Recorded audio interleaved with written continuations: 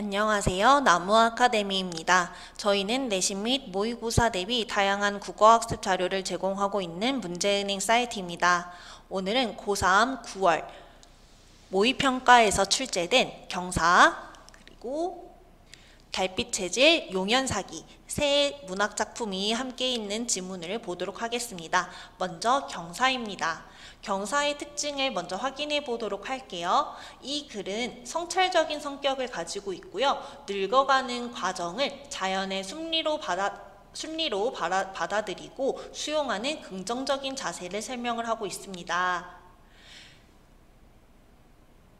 자, 비유적 표현을 통해서 나이가 들어가는 것을 긍정적으로 인식하는 화자의 태도가 나타난다는 것이 가장 큰 특징인데요. 이 점을 고려하고 지문을 보도록 하겠습니다. 유자나무예요. 유자가 열리고 귤나무에는 귤이 열리는 이 지순한 길.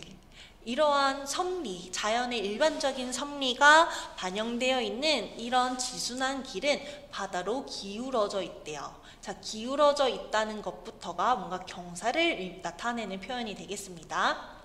길에는 자갈이 빛났다. 건조한 가을길에 가뿐한 나의 신발. 그런데 이 신발은요, 겨우 무거운 젊음의 구두였대요. 자, 젊은 시절에 화자는 무거움을 느꼈었나봐요.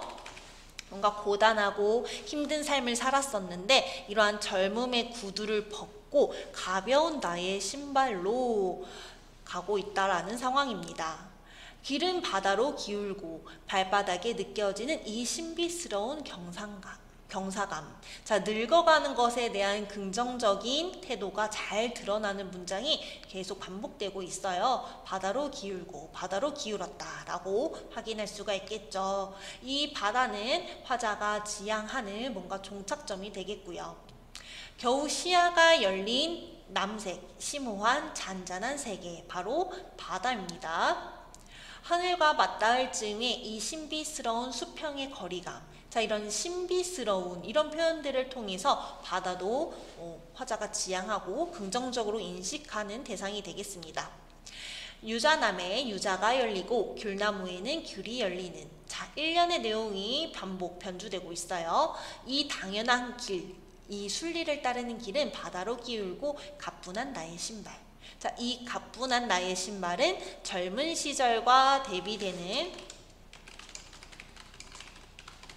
늙은 현재를 표현하는 명사 어구가 되겠습니다. 나의 뒤통수에는 해가 저물고, 자, 인생의 황혼기라고 하죠, 여러분. 자, 해가 저물고 설레는 구름과 바람. 자, 또 설레어 하고 있어요. 저녁 햇살 속에 자갈이 빛나는 길은 바다로 기울고 나의 발바닥에 이 신비스러운 경사감도 계속 반복되고 있네요. 오, 기우는 세계여. 자, 오라는 영탄법도 사용되었고, 자, 기우는 세계여 라고 하면서 세계도 부르는 이런 도노법도 사용이 되었습니다. 기우는 세계, 이 경사감에 대한 감정의 고조가 점차 나타나고 있는 작품이 되겠습니다. 두 번째, 달빛 체질을 보도록 하겠습니다. 시의 특징부터 확인해 보도록 할게요. 자, 달빛이라는 시어를 계속 반복하고 있고요. 우리 아까 첫 번째 지문에서는 경사감, 바다 이런 것들을 반복하고 있었잖아요. 표현상 특징의 공통점을 묻는 문제도 출제될 수 있겠네요.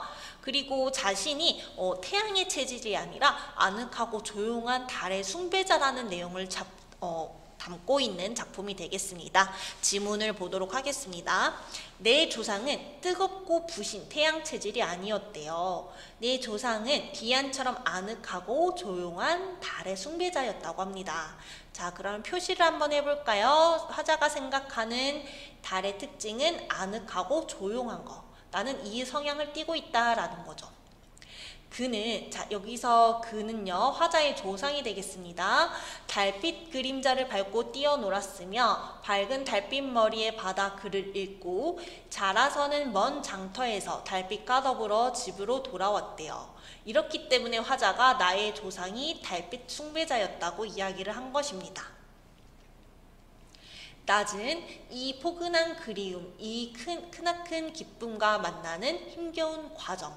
자, 보통 우리는 낮이 뭔가 생명력이 뭔가 활기차고 그런 역동적인 느낌인데 오히려 화자의 경우에는 달을 조금 더 좋아하기 때문에 낮이 힘겨운 과정이라는 거예요. 오로지 달을 만나기 위한 과정일 뿐이라는 생각이 드러나고 있습니다. 일생이 달의 자장 속에 갇히기를 원했던 내 조상의 달빛 체질은 지금 내 몸 안에 피가 되어 돌고 있다. 자, 달에 대한 되게 긍정적인 인식이 강력하게 나타나고 있어요. 밤하늘 떠오르는 달만 되면 왠지 가슴이 멍해져서 끝없이 야행의 길을 더듬고 싶은 나는 그것은 달은요 모체의 태반처럼 멀리서도 나를 끌고 있다는 생각이 든다. 자, 이 말은 내가 달에게 끌리는 것이 뭔가 운명적이라는 거죠. 마치 보이지 않는 인력이 바닷물을 끌듯이요. 자, 아까 봤었던 지문과 반복법뿐만 아니라 또 다른 특징도 나타나네요. 이런 영탄법들. 이렇게 여운을 주는 마무리, 이런 것들도 표현상의 공통점으로 출제될 수가 있겠네요. 그렇다면 세 번째 지문으로 넘어가 봅시다. 네, 세 번째 지문은 용연사기입니다. 용연사기의 특징을 짚고 가도록 하겠습니다. 고전 수필에 해당이 되고요. 수필이다 보니 교훈적인 성격이 강합니다. 마음에 따라 달라지는 사물의 가치와 내면 수양의 중요성을 다루고 있는 작품이고요. 서리법과 연세법 등 다양한 표현 방식을 사용하고 있어요. 사물의 외적인 가치보다 정신적이고 내면적인 가치를 중시하는 글쓴이의 가치관이 잘 드러나는 작품이 되겠습니다.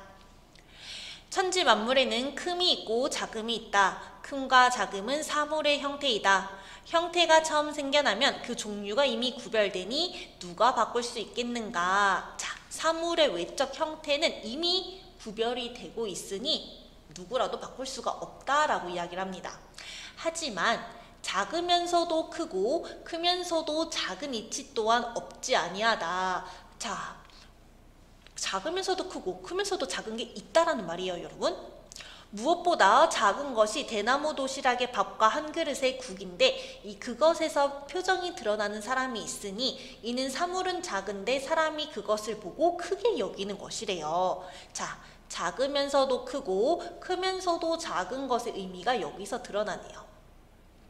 사물은 작은데 사람이 그것을 크게 여기면 작으면서도 크고 크면서도 작은 존재가 된다라는 겁니다.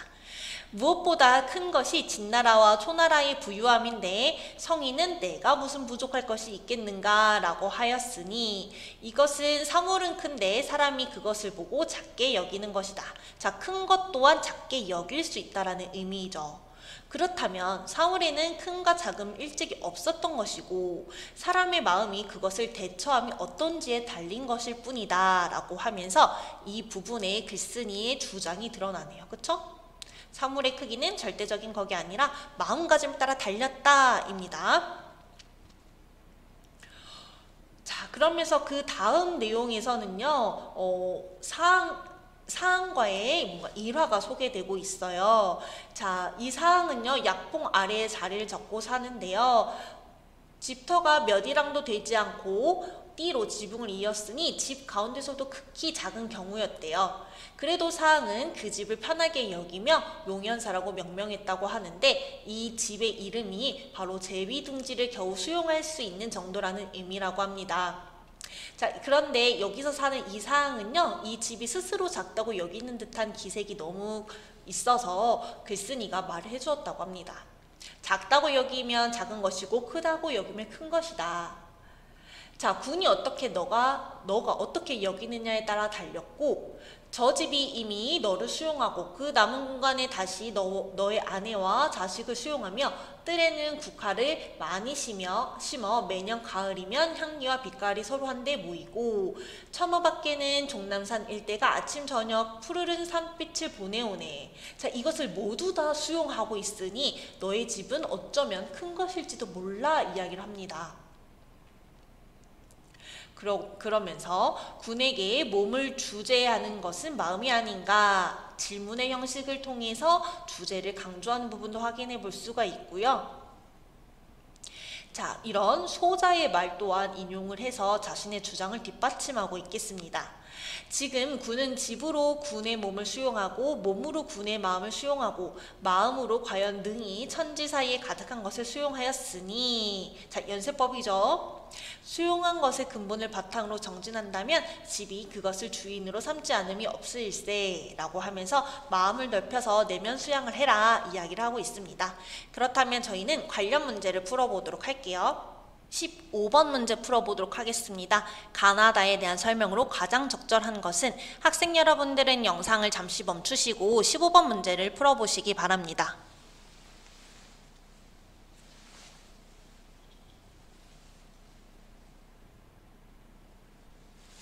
네, 문제를 잘 풀어보셨나요? 가장 적절한 것은 제가 아까 짚어드렸던 영탄적 표현 1번이 되겠습니다. 가와 나 모두 아, 오와 같은 영탄적 표현을 사용하고 있었죠. 이런 영탄적 표현은 여러분 감탄사뿐만 아니라 종결 어미를 통해서도 실현이 돼요. 뭐뭐 하지 않는가, 이게 뭔가 서리법으로도 볼 수 있지만 영탄적 표현으로 보는 해석도 존재합니다.